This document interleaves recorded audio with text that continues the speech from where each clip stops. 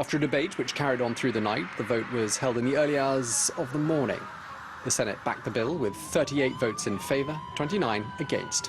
While the lower house gave its backing to the bill earlier this month. Well, earlier, France 24's Declan McGarvey in Buenos Aires told us about the reaction to this news.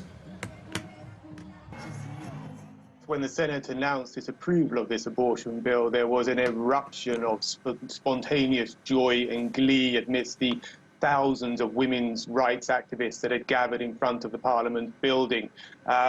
One woman saying to me there that she was so proud of what her nation had achieved. And those celebrations have continued into the early hours here in Buenos Aires.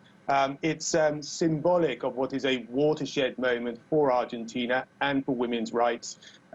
One that sees the overturning of what have been Argentina's very strict abortion laws in favor of a new reality that will permit women to have legal elective abortions in pregnancies of up to 14 weeks free of charge on Argentina's public health service.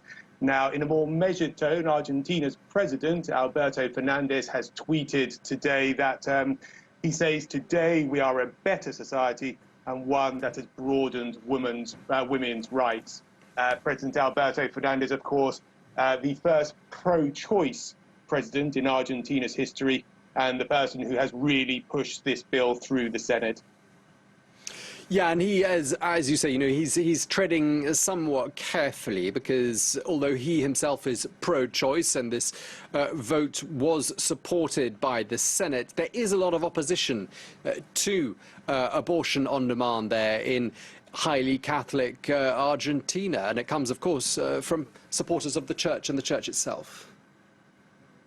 Yes, hence the measured tones of our President Fernandez today. Now, that's all very true. I mean, in the plaza, the National Square in front of the Parliament building where this debate and vote took place in the early hours of today, there were not only women's rights activists, of course, gathered there. There were also, in smaller number, pro-life campaigners as well, who held a midnight vigil in front of the Parliament building. Now, amongst them, there's been disillusion and some bitterness after this vote has come through. One pro-life campaign group saying today that they see this as one of the most macabre days in Argentina's modern history.